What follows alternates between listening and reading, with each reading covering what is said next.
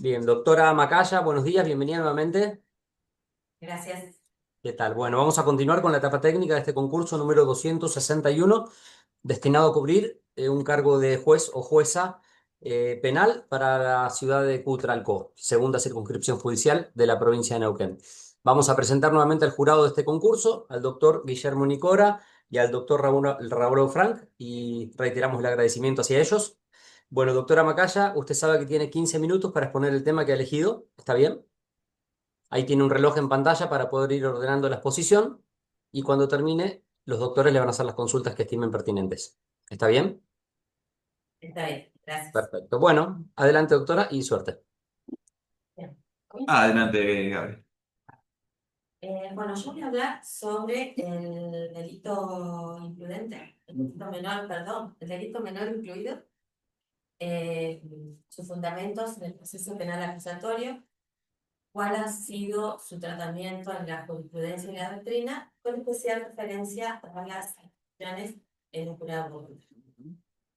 El delito menor incluido es un delito que está contenido en términos fácticos y jurídicos en un delito penal más grave por el cual se ha formulado una acusación. El ejemplo típico es el delito de hurto como delito menor incluido en el delito de robo.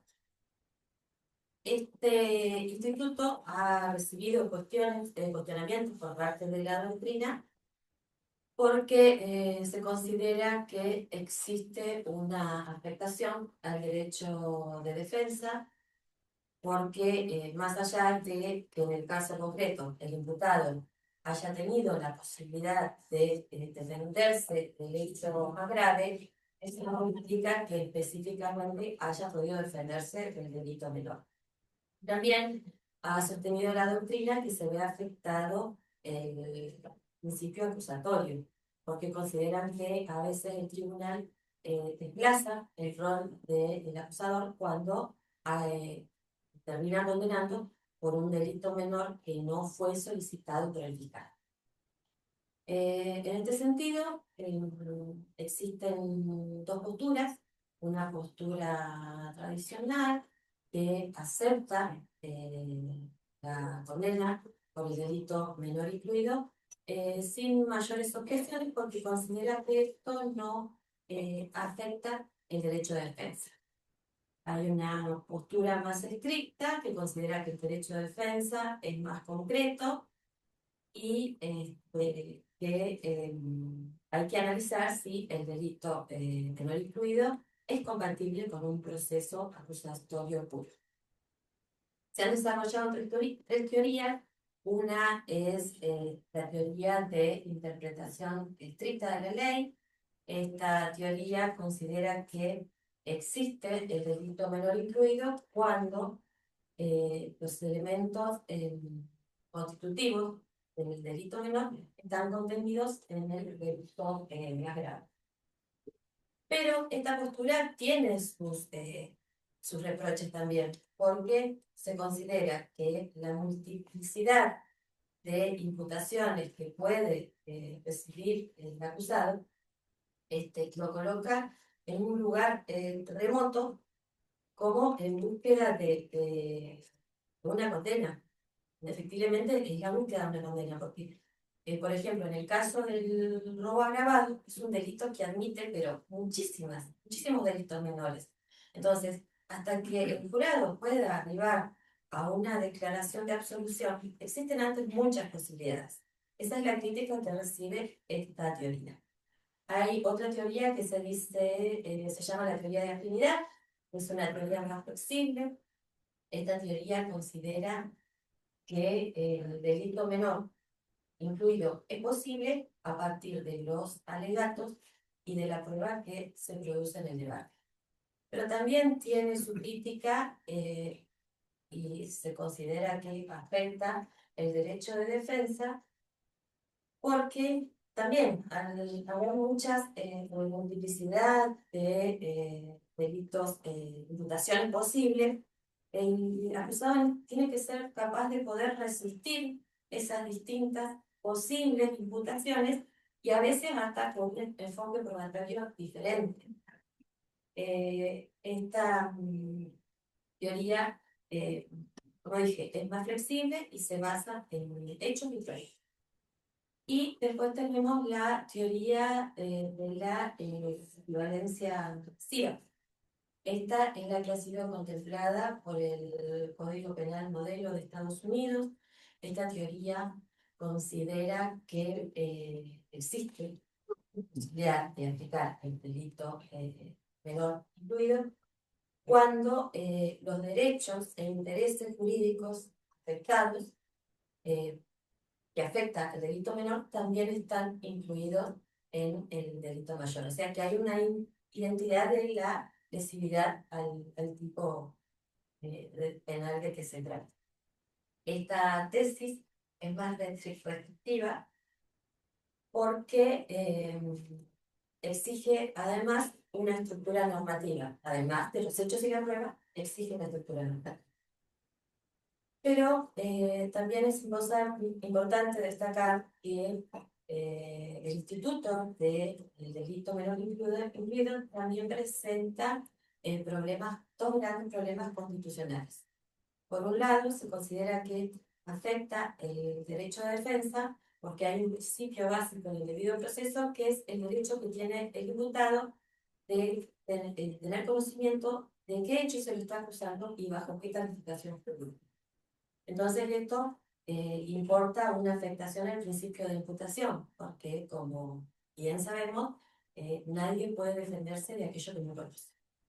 Y también la otra afectación constitucional del delito menor incluido es que existe un grave riesgo de afectación de la garantía de prohibición de doble juzgamiento.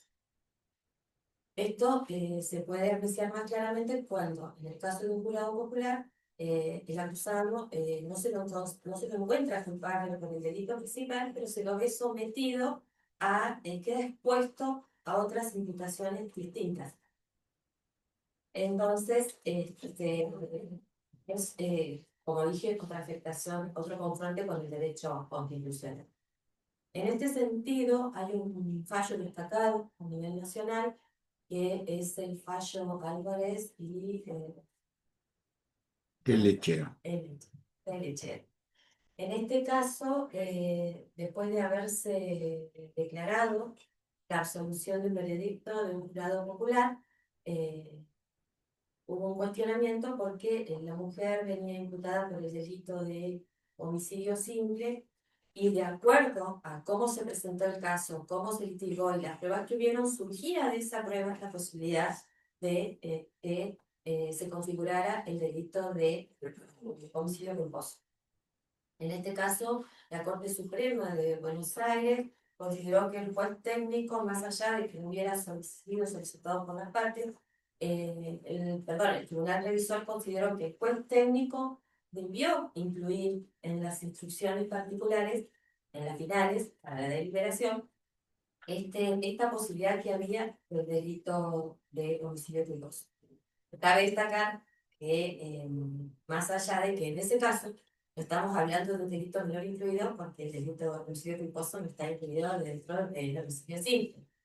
Pero lo rescatable del fallo es esto, que se consolidó esta doctrina de que el juez técnico debe incluir las instrucciones finales en el delito menor, más allá de que sea solicitado de forma correspondiente. Siempre basándose en los hechos y en las pruebas que surgieron de juicio.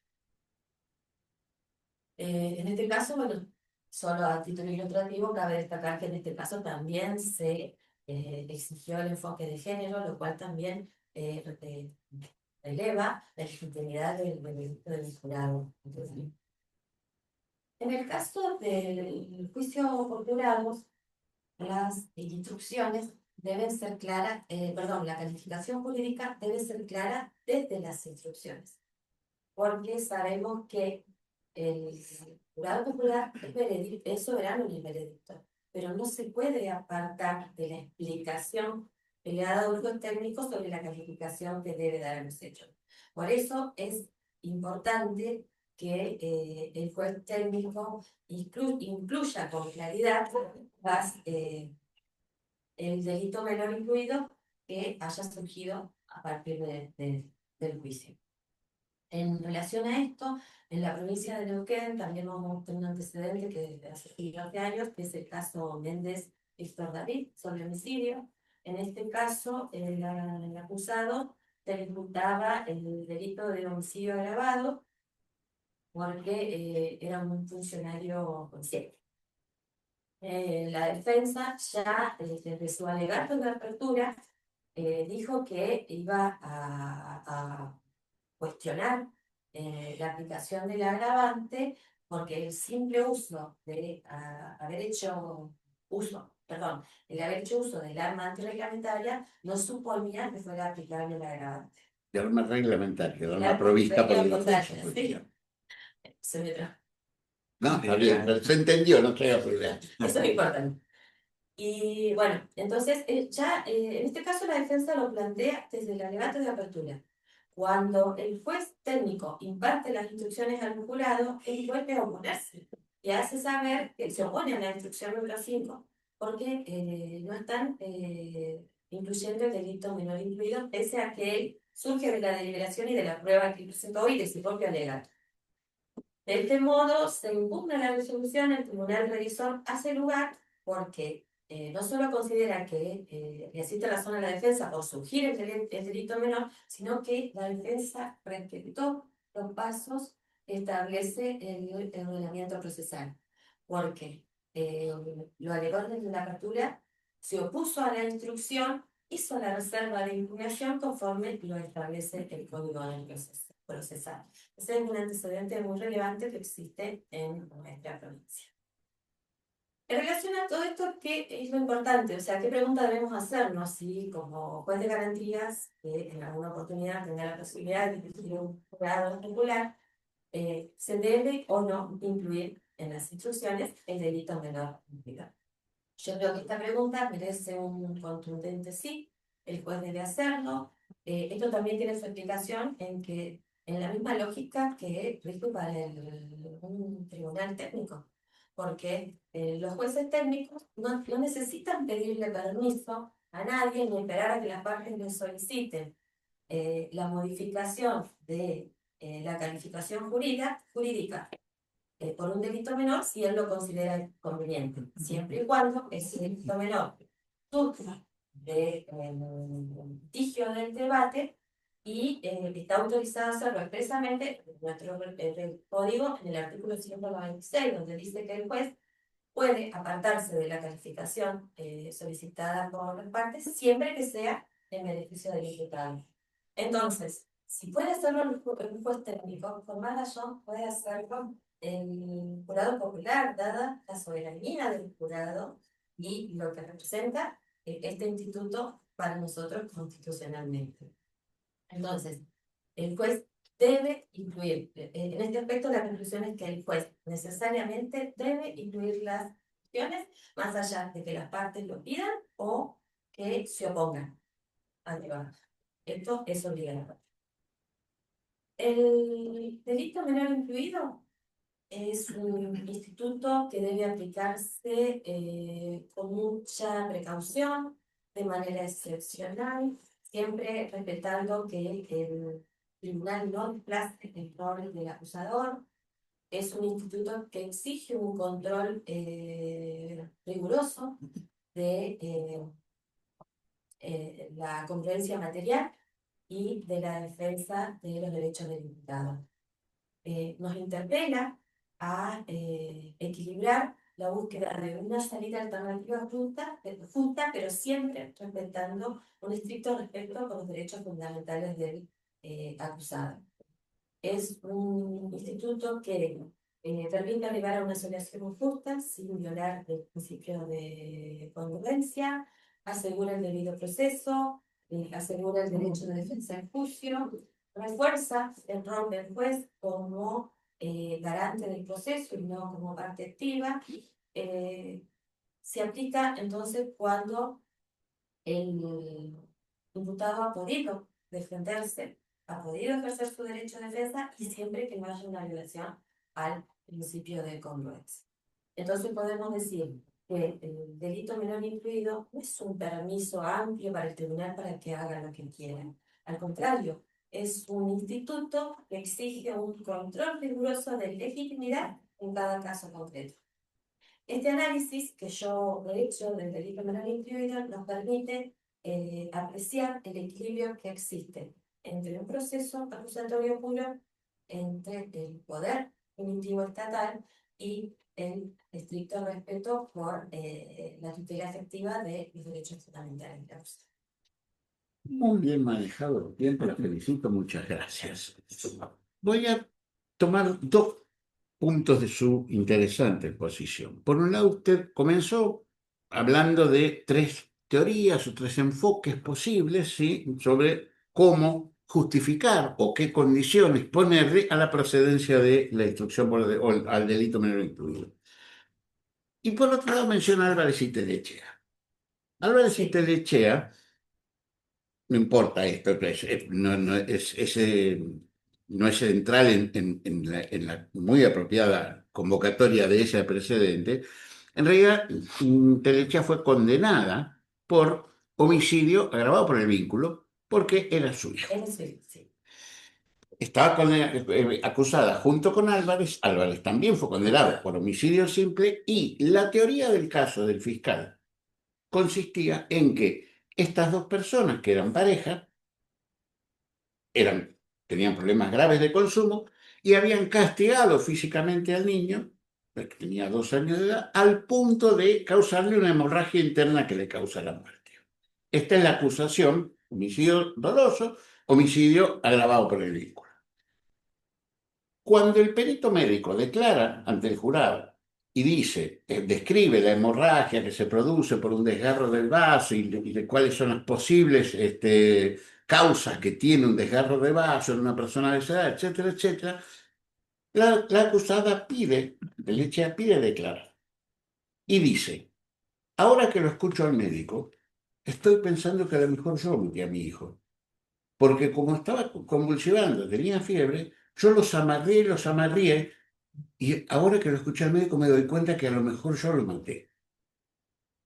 Ante esta aparición de un hecho que no estaba contemplado al principio del caso, la defensa le pide al juez una instrucción de ley homicidio culposo. El juez la niega y le prohíbe al defensor mencionarle siquiera al jurado la existencia del delito de homicidio culposo para un caso como este, porque, a pedido del fiscal, de lo contrario, el juicio iba a ser anulado por violación del principio de congruencia. Este es el fundamento por el que el juez niega la instrucción para el que pide la defensa del delito menor incluido. La Corte, muy bien lo dijo usted, primero el Tribunal de Casación y luego la Suprema Corte de la provincia, revocan este fallo y dicen, por un lado dicen algo muy interesante, que es que el principio de congruencia forma parte del derecho de defensa, entonces no se puede invocar en contra del acusado, que a mí me gusta mucho esa declaración. Pero por otro lado, dice, si surgió del debate prueba que podía dar lugar a un hecho distinto, en este caso el homicidio culposo, el juez no solo que podía, sino que debía, aún si no se lo hubiera pedido a la defensa, por esto que usted dijo, de iura novit curia, debió haber instruido, porque es su deber hacerle saber al jurado cuál es la ley aplicable al caso. Esta resolución de casación primero y de la Corte después, que son similares, que van en el mismo sentido, ¿en cuál de esas tres teorías que usted describió la encuadraría? ¿Cuál de las tres teorías justifica el modo en que resolvió, teniendo en cuenta que, como usted lo mencionó, hay una discusión sobre si el delito culposo puede estar incluido en el delito doloso? ¿Sí? Yo este caso lo incluiría en la tesis de la equivalencia lesiva. Ajá. Porque, si bien, como yo dije, el delito de homicidio culposo no está incluido dentro del homicidio simple, digamos, los derechos protegidos, intereses jurídicos protegidos son los mismos, que en este caso es la vida. Uh-huh. Más allá del modo en que haya sido cometido el delito y que el tipo penal sea muy distinto, porque del dolo a la culpa hay un abismo.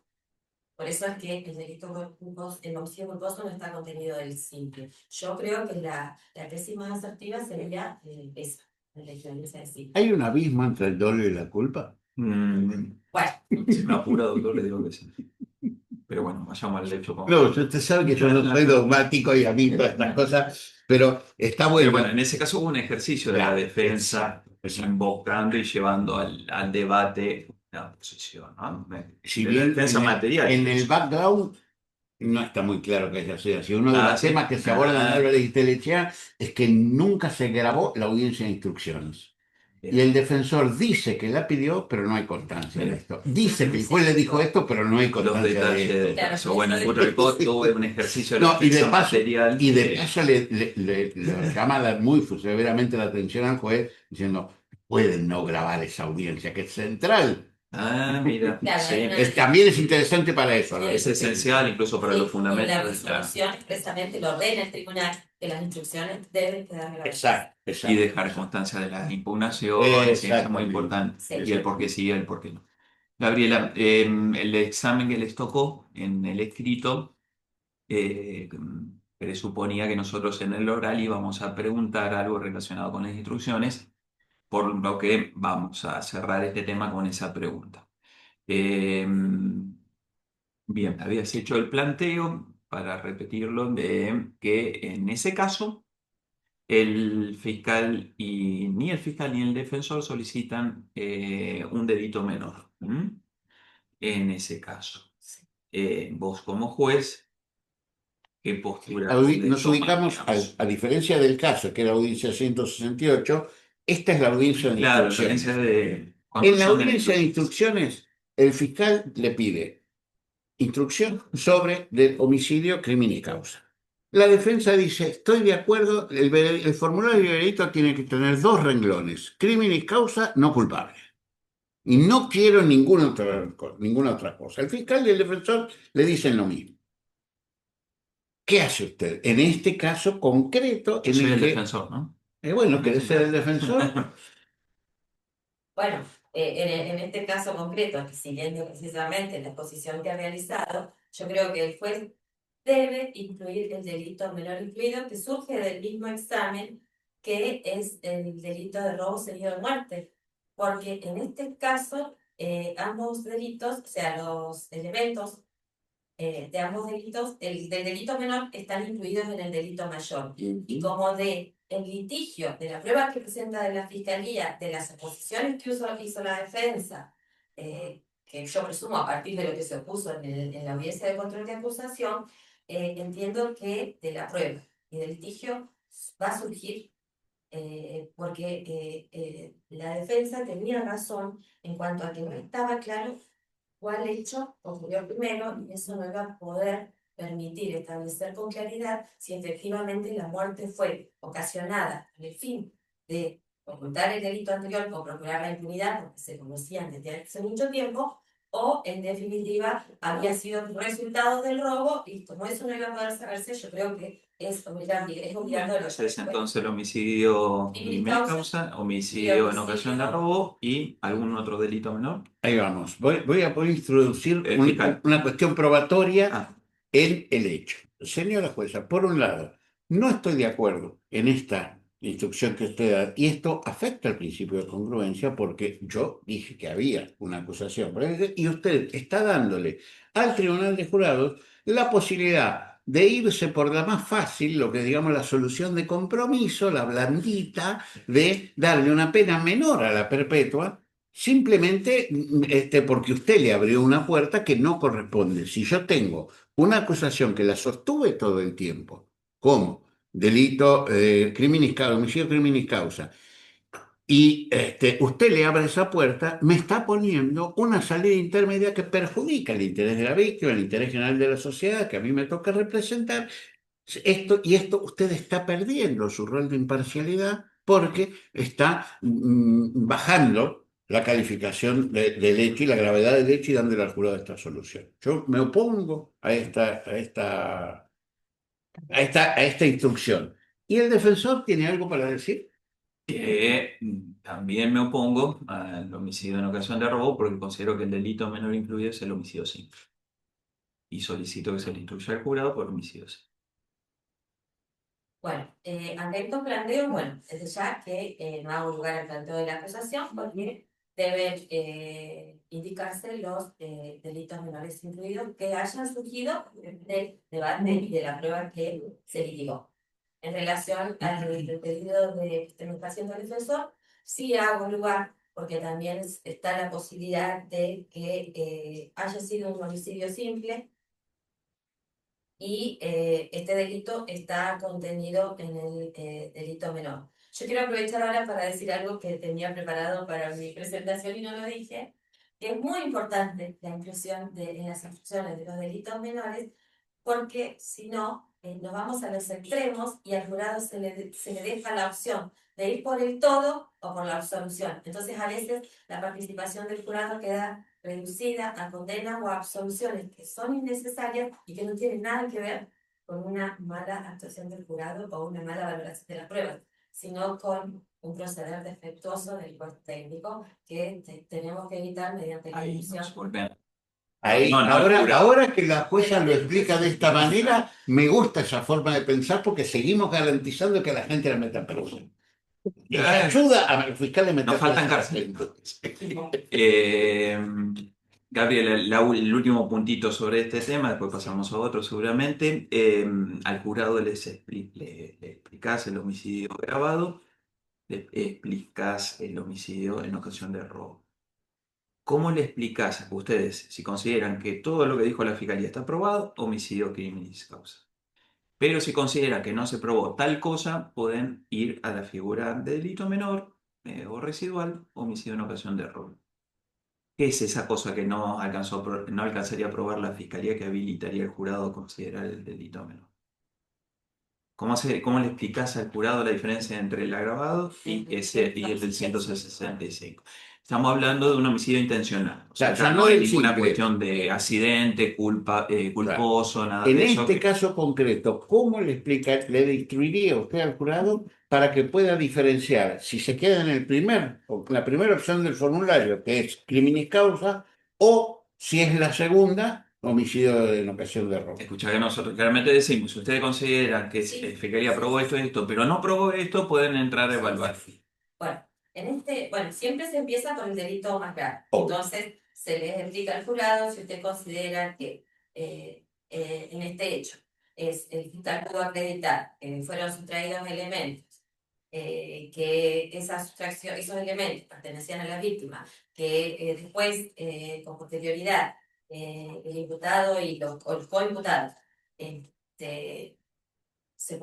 quedó acreditado en juicio que ellos le dan muerte a la víctima con el fin de procurar su impunidad para no ser identificados como autores del delito, entonces ustedes pueden declarar culpable al señor tanto por el delito de homicidio criminoso. Ahora, si ustedes consideran que en este caso hubo una sustracción de elementos que pertenecían a la víctima, que fueron los coimputados quienes le dieron muerte a la víctima, pero no pueden establecer con certeza si ese homicidio ocurrió por accidente, ocurrió antes, después del robo, para que el imputado pueda lograr su impunidad, no ser identificado por el hecho anterior.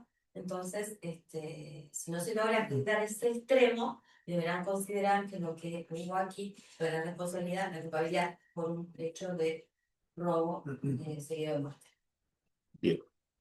Para mí suficiente sobre el punto de delitos menores incluidos. Muy lindo el tema que a los dos creo que nos gusta mucho. Vamos ahora a otra de las funciones del cargo para el que usted aspira, que es la función, el rol del juez en la audiencia de formulación de cargos. ¿Sí? Viene la fiscalía y le pide a usted un allanamiento, pues está investigando, le da las circunstancias por las cuales tiene elementos de investigación que dicen que en tal lugar habría elementos por provenir de delito. Usted otorga la orden de allanamiento, usted o otro juez, no sé si cambia el juez o el mismo, Puede cambiar. puede cambiar. Se otorgó una orden de allanamiento, se allanó el domicilio, se secuestraron elementos, no se detuvo a nadie, sigue la investigación, pasan 2 meses, 3 meses, 4 meses, 6 meses, y el fiscal no pide formular cargos contra ninguna persona. Viene el dueño de la casa allanada y dice, ¿en dónde estamos? A mí me escracharon en todo el barrio, que vino la policía y hicieron todo un operativo. Me llevaron la computadora que había en casa, me llevaron tal, tal y tal cosa, me rompieron la puerta. Mis hijos todavía sueñan con la policía cuando irrumpió mi casa. Y yo no estoy acusado de nada. ¿Qué es esto? Esto no puede seguir así. Entonces el defensor, que es más prolijito que su cliente, le dice, doctora, el fiscal tiene que formular cargos o bien pido que ya usted decrete el sobreseimiento, porque si no el fiscal va a tener toda la vida para seguir investigando y no me formula cargos para dilatar la investigación sin plazo. ¿Qué hace usted y por qué? ¿Cómo resuelve esta cuestión? Yo creo que esta situación debe resolverse teniendo en cuenta la garantía del plazo razonable. Porque una persona no puede estar, o sea, no puede estar indefinidamente esperando a ver si estoy acusado o no acusado. Si ha pasado ya un tiempo prudencial y la fiscalía con esa diligencia, otras más que pudo haber practicado o no, y no tiene elementos para formular cargos, yo le ordenaría que adopte una postura en relación a la persona. Bien, ¿y cómo se concreta esta decisión suya fundada en la aplicación del principio constitucional de plazo razonable? ¿Llama a una audiencia? ¿Saca una resolución? ¿Cómo lo hace? ¿Y qué dice esa resolución? Yo llamaría a una audiencia por el principio de la legalidad, de Ujú, respetar esos principios. ujú. Llamaría a una audiencia, que bueno, entiendo sería a pedido por el planteo que efectúa la defensa, entiendo que es posible que el juez pueda convocarla.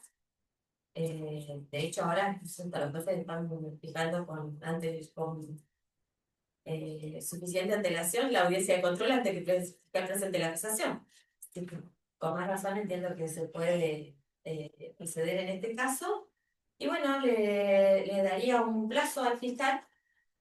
O sea, primero le pediría que informe cuáles son las medidas investigativas que ha llevado adelante desde que se practicó la diligencia de allanamiento. Tiene la palabra el fiscal.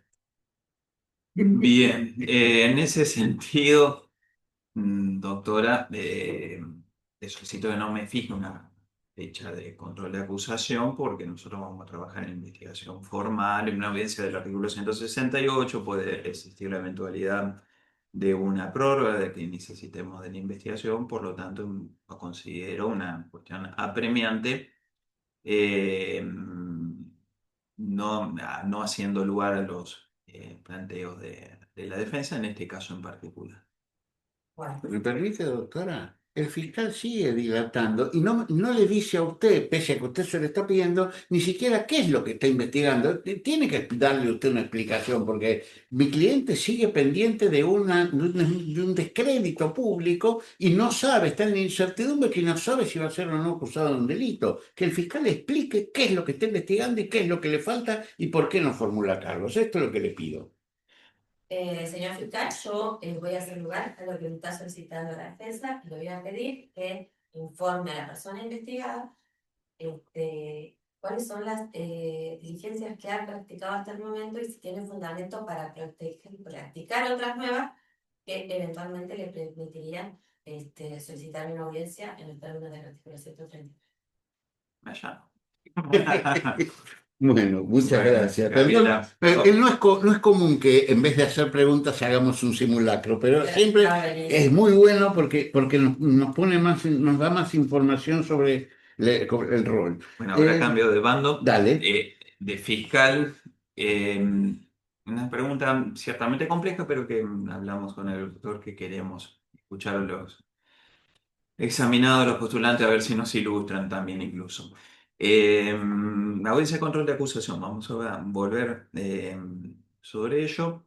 Está acusado de femicidio, terminó la investigación formal, pero una semana antes de la audiencia de control de acusación, el partícipe secundario, Mario, que le había suministrado el arma de fuego a Juan para atentar contra la vida de su expareja, celebra un acuerdo parcial o pleno, un acuerdo pleno o un acuerdo parcial en donde no discutieron la pena.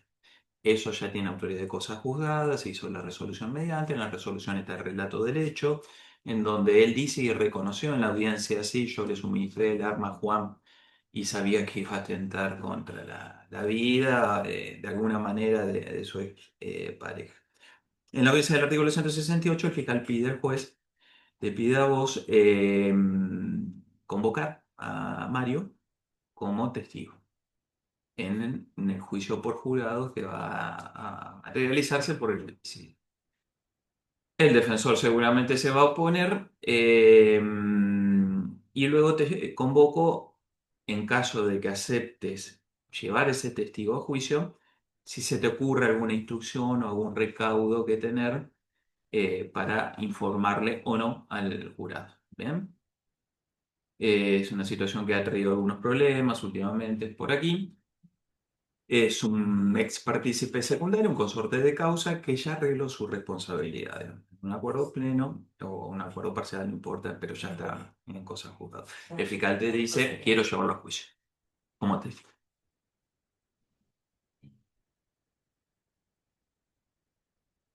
Entiendo que esa responsabilidad que asumió el fiscal fue parte del coimputado, fue parte de una confesión. Del mismo modo que no puede ser usada en su contra, yo entiendo que tampoco podría ser convocado a juicio para como testigo en contra del coimputado, porque en su momento este, hubo un plan común del cual tenía conocimiento, es como, ay, no sé cómo explicarlo, pero un momentito. Sí, tranquila. No, seguro. Hay decisiones que hay que meditar antes de darlas. Está muy bien. Dijiste bien de que el acuerdo pleno o parcial, porque estamos hablando de derecho en sí, implica un reconocimiento. Por eso entiendo que no puede ser competida esta persona a tener que declarar el mismo hecho ahora como testigo, Porque los testigos, ¿cómo declaran? bajo juramento. Y eso fue la declaración del imputado, Bien. no requiere dictamen. Así que yo haría lugar a la defensa. Bien, vamos a otra de las funciones, que es la función revisora de los jueces penales. La convocan para una revisión de una prisión preventiva dictada por un colega que fundó la prisión preventiva por 2 meses de una mujer acusada de tenencia de estupefacientes con fines de comercialización, pena que arranca de 4 años. En el Neuquén no hace mucho que hacen estas cosas, nosotros ya aprendimos las escalas penales de la 2337. Por eso se lo aclaro. Tenencia con fines.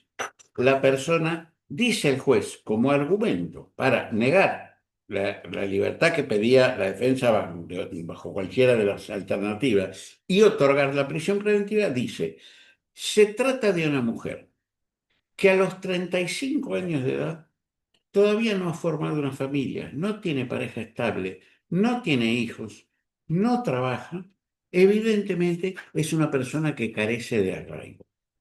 Este es el fundamento de la prisión preventiva, ¿sí? La defensa dice, no está fundada, revoque la preventiva. Bueno, yo considero que tiene razón la defensa. A ver, Porque considero que acá la motivación del juez de garantías que impuso esa prisión preventiva está más motivada por sesgos y prejuicios respecto de la mujer que de la situación en sí. Porque que una mujer que no tenga hijos con 35 años, de falta de rango, que no tenga un trabajo estable, hay muchas ocupaciones. O sea, yo creo que hay falta de fundamentos para una medida tan extrema. La prisión preventiva es la medida más rigurosa, es de última ratio, y encuentro que no está, o sea, no está acreditado la falta de arraigo, no son supuestos, creo que hay más una influencia de sesgos y prejuicios con respecto al rol de la mujer en la sociedad que de fundamentos en sí que hagan presumir que existe un peligro. ¿Algo sobre esto? No, no. Bueno, entonces, ¿cómo está la situación hoy en Neuquén en función de el precedente Góngora de la Corte Suprema? O sea, ¿qué sucede hoy frente a la petición de suspensión de juicio a prueba en un caso, digamos, de un abuso sexual simple, un tocamiento en la calle, ¿sí? Que es el caso de Góngora justamente fue eso, y viene la defensa y pide una suspensión de juicio a prueba. ¿Qué hacen en general los jueces? ¿Qué haría usted si le plantean esta cuestión?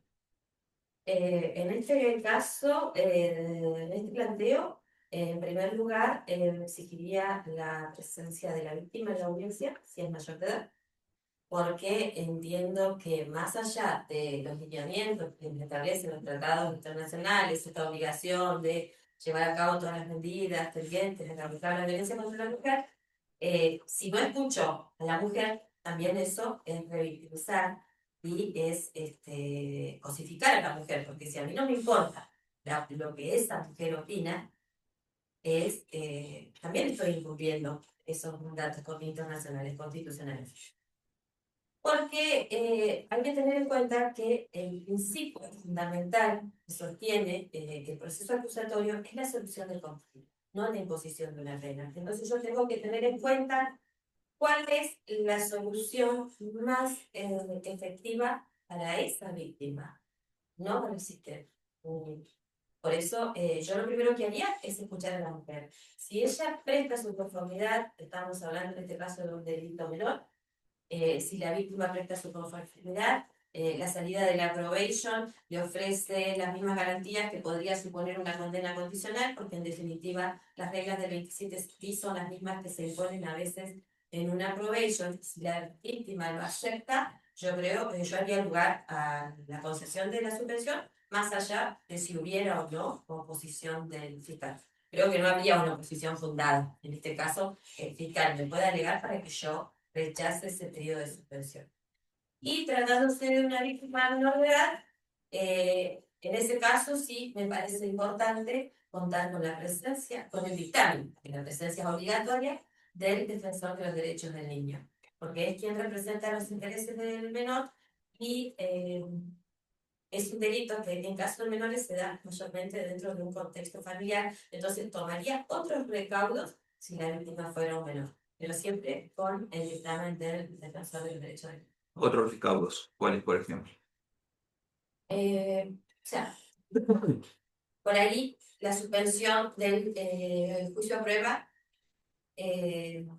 yo iría con una condena de acción condicional, tratándose de un menor. Porque tendría, o sea, siempre hay que tener en cuenta el caso de los menores, el interés superior del niño, la mayor protección. Bien, y esa evaluación deber de diligencia reforzado, ya sea una condicional o una regla de conducta de la suspensión de juicio, ¿cómo atiende esa naturaleza del hecho? Y podría ser reforzado con las reglas de conducta, con reglas específicas tendientes a dar una protección más, no una protección material hacia el niño, o sea, de evitar un contacto efectivo entre el abusador y el niño. Toda comunicación, digamos. Exacto, ya sea en el núcleo familiar, en el ambiente escolar, en los lugares donde suele. ¿Cuál es otro tema? Y para mí el último. ¿Cuáles aspectos o cuáles normas de la recientemente sancionada ley de reiterancia son aplicables en la provincia de Neuquén hoy, por lo menos hasta que la legislatura haga la salvajada que parece que va a ser como en todos lados? Código penal, digamos. Sí, pero no te siga preguntando. Claro. Disculpe. La ley de reiterancia, que se vendió Sí, mucho en sí, los sí. medios como que si tenés una causa abierta te vas a quedar en preventiva, es una norma claramente procesal y de hecho modifica varios artículos del Código Procesal Penal de la Nación, con lo cual no tiene incidencia en los procesos provinciales, que tienen sus propias leyes procesales. Pero sin embargo, hay un par de disposiciones de esa ley, un par de artículos de esa ley de reiterancia que sí modificaron el Código Penal. Por lo tanto, sí tienen vigencia para todo el país. Sí. ¿Cuáles son, saben?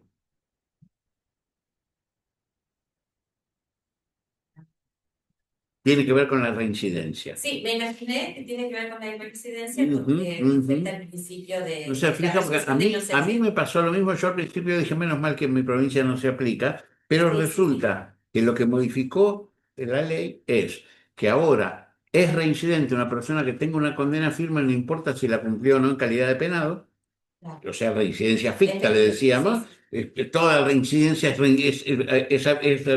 reincidencia, aunque no sea real. Y la otra cosa que modificó, que no sé si no es más grave, que es que cuando tengo que unificar por el artículo 58 con una condena anterior, no puedo aplicar un método composicional, tengo que hacer la suma aritmética. sí. Y esto está vigente para todo delito cometido desde el 8 de marzo de este año. Así que esté atento. Última preguntita para cumplir la hora. Dale. Valoración de prueba de un juez.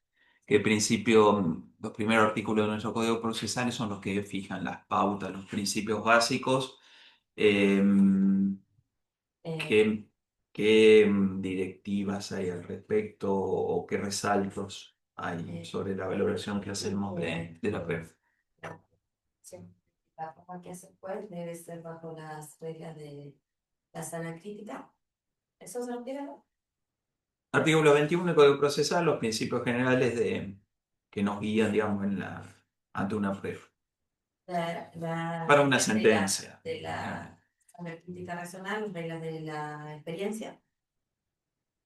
Eh,